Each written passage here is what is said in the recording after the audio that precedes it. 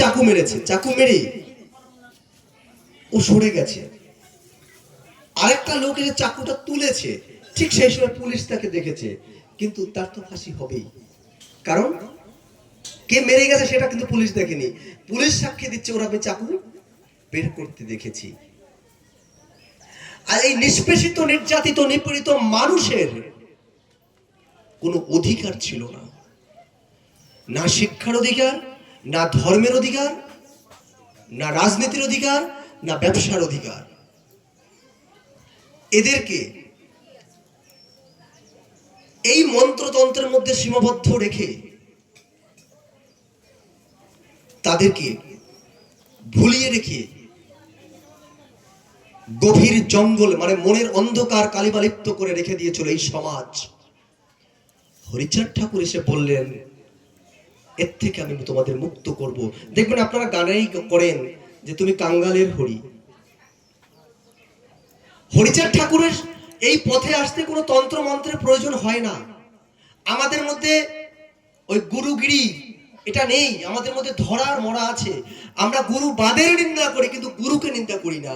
আমরা ব্রাহ্মণ বাদের নিন্দা করি কিন্তু ব্রাহ্মণকে আমরা নিন্দা করি না। গুরুকে যার গুরুত্ব আছে, যার গুরুত্ব থাকবে না সে কখনো গুরু হয় নাকি? দেখেন কি বলেছে, কাজ কি আমার মন্ত্র বীজে। ওই যে কানে দেয় ফিস ফিস, মাসে মাসে চাঁদা দিস, এটা আমাদের মধ্যে নেই। এটা তারকচন্দ্র সরকারি সিদ্ধান্ত দিলেন যে কাজ কি আমার মন্ত্র বীজে।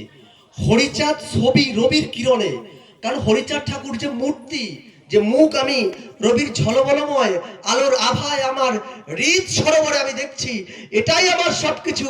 আমার ওই তন্ত্র মন্ত্র কিছুর প্রয়োজন নেই।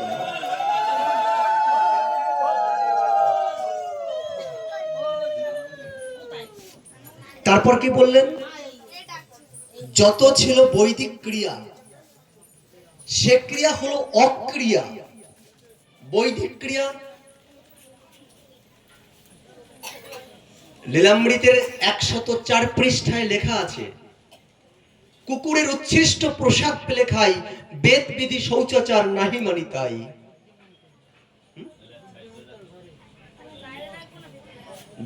দশরথের ঘরে গিয়ে, তুই তো বিশ্বাস আমি বড় অবিশ্বাস, তন্ত্রে মন্ত্র মানে বিষয় উঠে আছে। যত ছিল বৈদিক ক্রিয়া সে ক্রিয়া হলো অক্রিয়া। কে করলেন? কারণ আপনারা তো মূর্তি পুজো করেন, আমরা সবাই করি, তাই তো? কিন্তু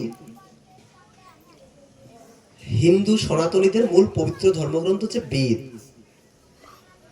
এই বেদের মধ্যে কোথাও কিন্তু মূর্তি পুজোর উল্লেখ নাই, কোথাও নাই। তারপরে কোথা থেকে আসলো?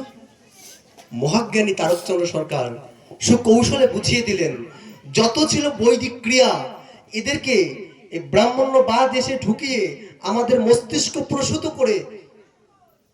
এখনো জানেন গুরুদেব বাড়িতে আসলে তাকে পা ধোয়ানো জল খায় শিষ্যরা। এই ভক্তি আবার আমার মধ্যে নাই। যদি কেউ মা বাবাকেই প্রণাম করতে না পারো, তুমি কিসের গুরু ধরো গো? কিসের গুরু ধরো? পিতৃভক্তি মাতৃটার সেই সন্তান হয় শ্রেষ্ঠবান। আমার মা বাবাকেই আমি ভালোবাসতে পারলাম না। আদর্শ গুরু যিনি হবেন তিনি কি বলবেন, ও বাবা আমি বাড়ি আসছি, আমাকে তুমি প্রণাম করছো, আগে তুমি তোমার মাকে বাবাকে করে আসো।